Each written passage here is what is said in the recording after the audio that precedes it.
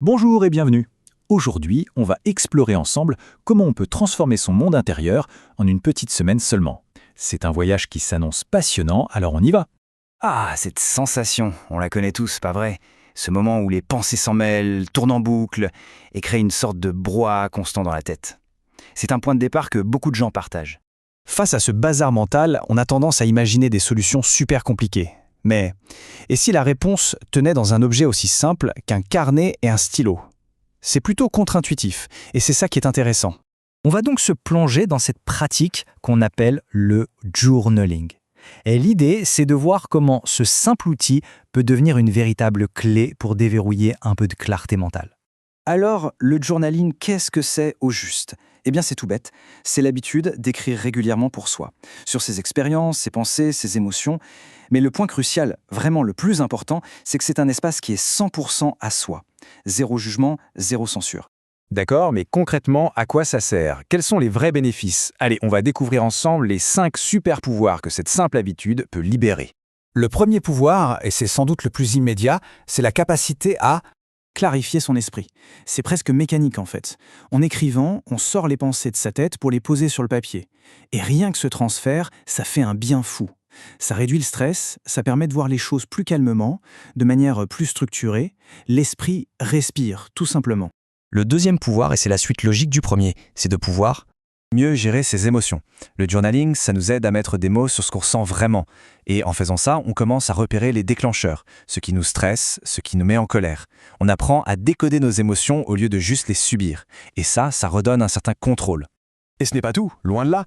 Écrire, ça aide aussi à booster la confiance en soi. Parce qu'on garde une trace de ses progrès, de ses petites victoires. Ça améliore la concentration. Forcément, quand on met de l'ordre dans ses idées, les décisions deviennent plus claires.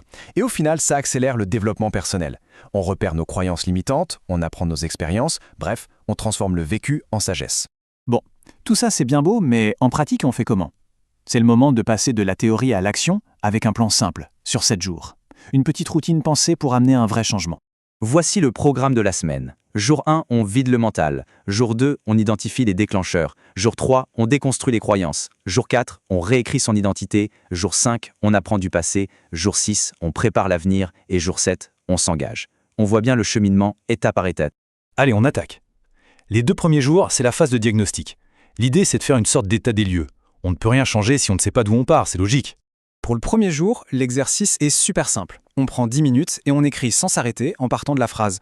En ce moment, ce qui m'occupe vraiment l'esprit, c'est le but, c'est de tout vider sans filtre. Le deuxième jour, on enfile notre casquette de détective de soi-même en se demandant quand est-ce que je me sens le moins à l'aise et qu'est-ce que je me dis à ce moment-là. On cherche à repérer les schémas. Ok, le diagnostic est fait. Maintenant, on passe à une phase plus active, la reconstruction. Là, l'objectif, c'est de reprendre les rênes de notre dialogue intérieur et de la manière dont on se perçoit. L'exercice du jour 3 est parfait pour ça. Regardez, on part d'une croyance qui nous limite, du genre « je ne suis pas intéressant ». On la challenge, est-ce vraiment un fait ou c'est juste une interprétation?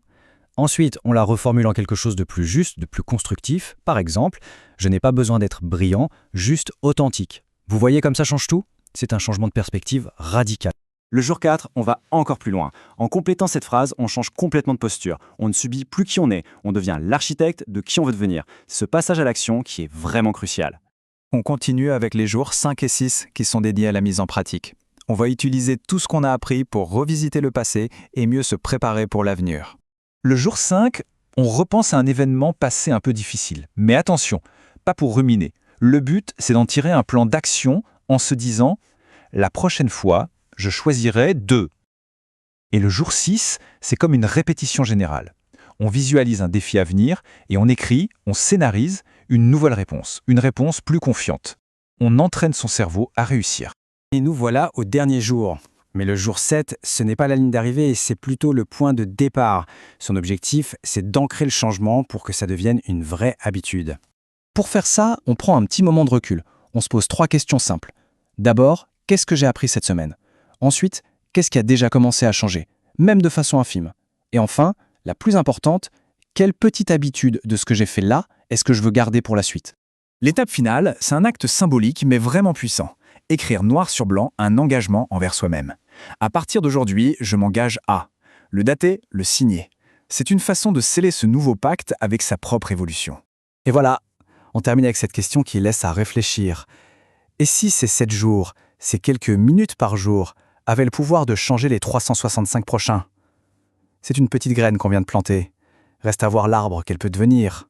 La question reste ouverte.